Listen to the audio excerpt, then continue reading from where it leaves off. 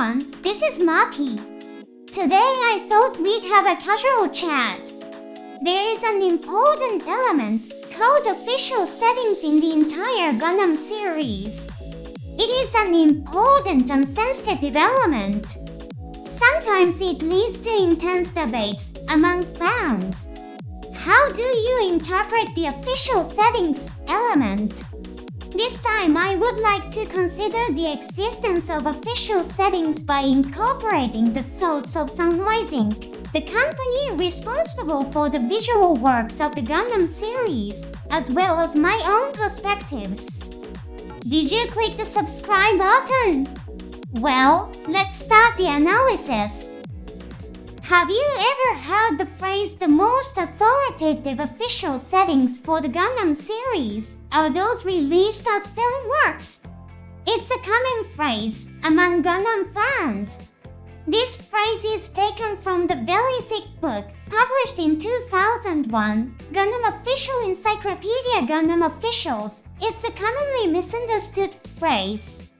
It is often taken to mean only visual works are official, and everything else is an official fan fiction.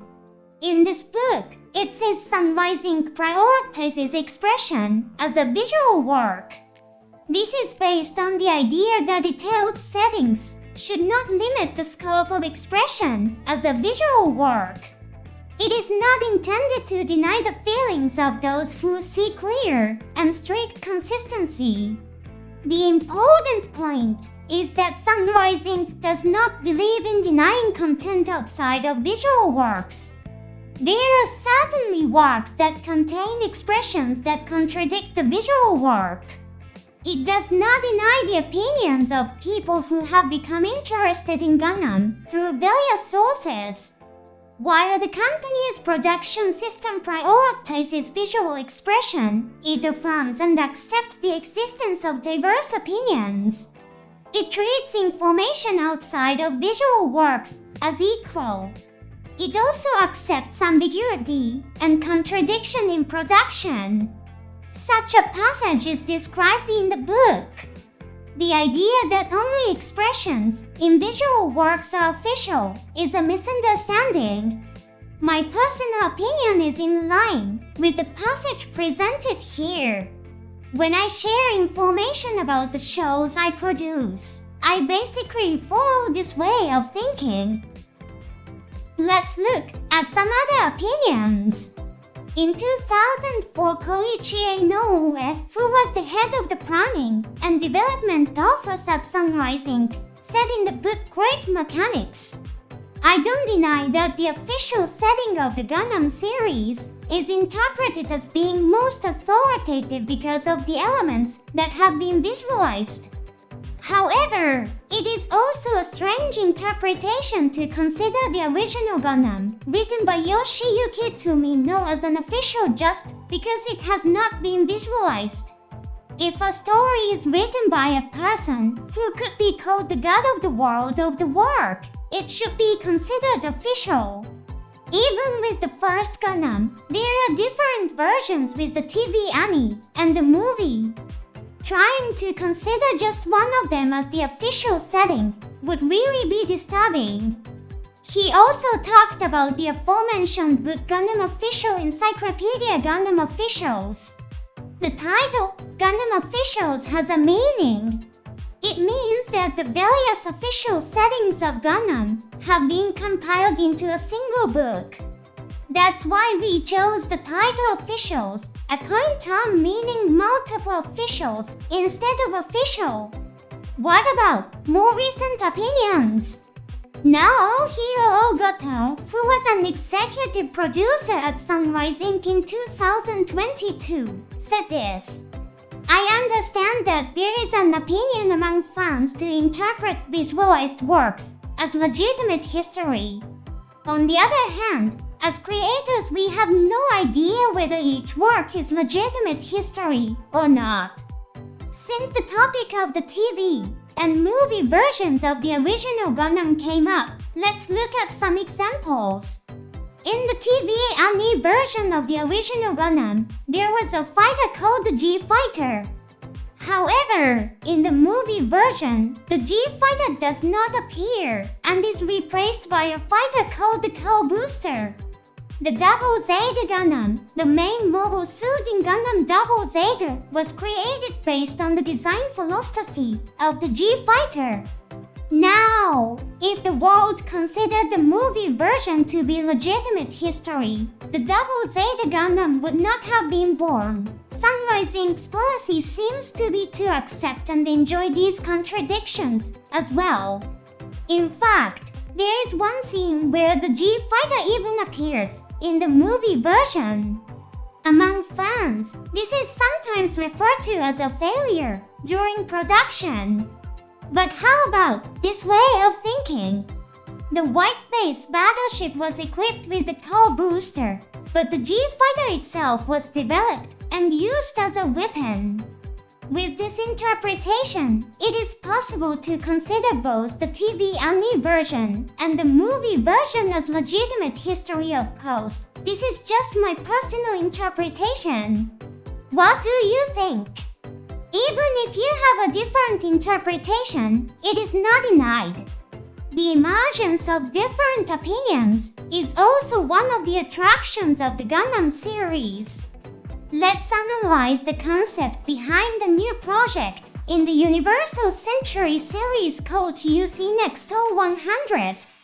This project aims to expand and further enjoy the Universal Century series. The Universal Century series, especially the era of the original Gundam in 0079, is very popular. It's a popular period in many works and games.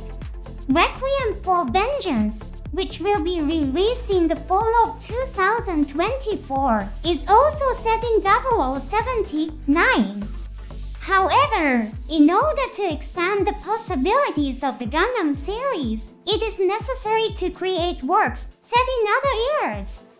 Thus, Next 100 was released. The released logo features elements from Charles' Counterattack, set in UC 0093 to Bui Gundam, set in UC 0153.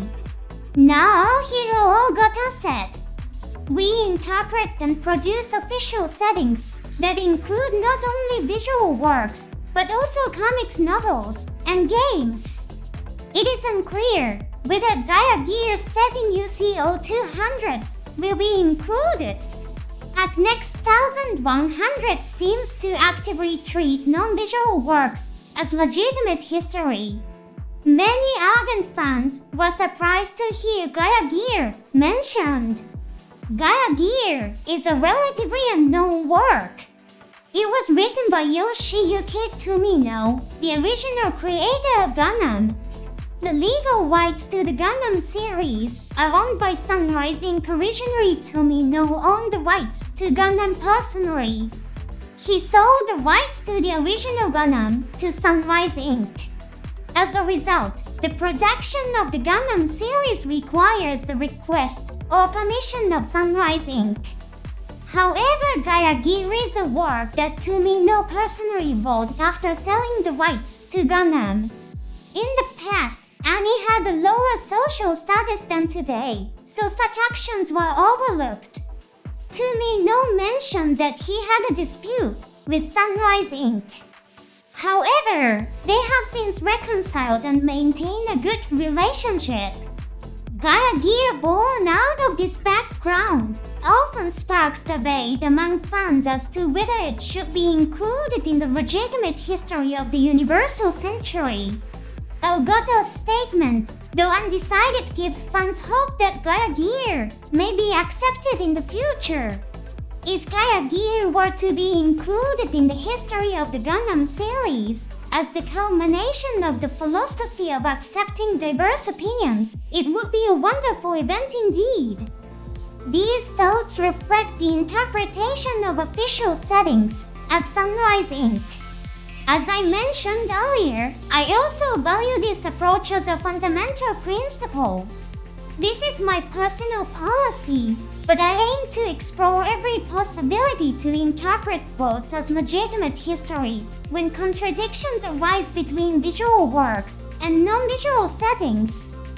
The interpretations of the G Fighter Core Booster and Double Zeta Gundam mentioned earlier are examples of this approach. Instead of thinking that one is wrong, I find it more fun to explore different possibilities.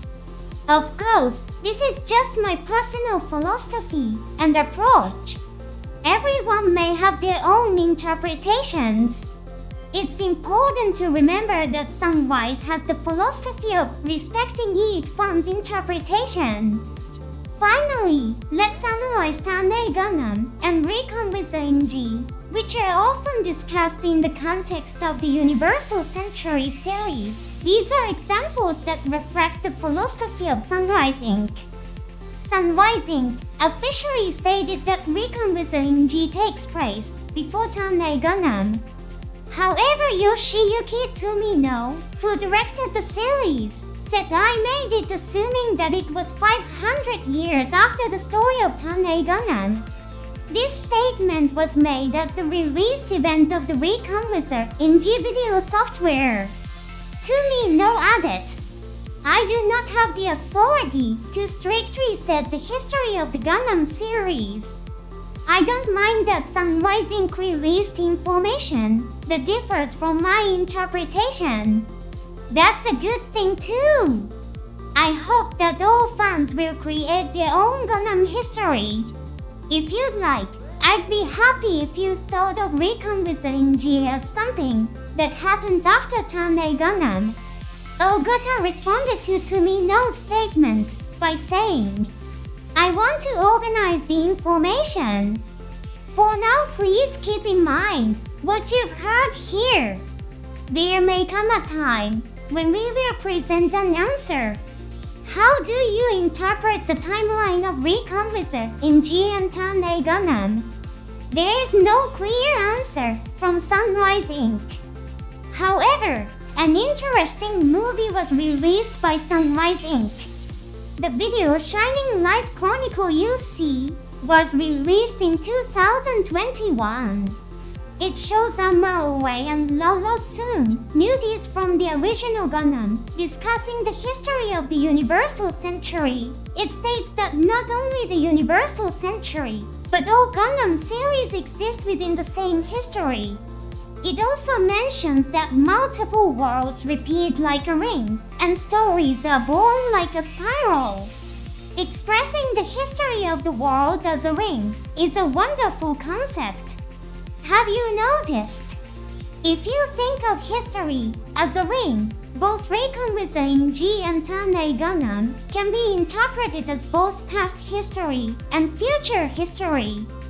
Both Sunrise Inc. and Tomino's interpretations can be considered correct. My method of interpretation is also strongly influenced by Chronicle UC. If you can enjoy the Gundam series and find your own history and interpretations, that will be the most valuable experience.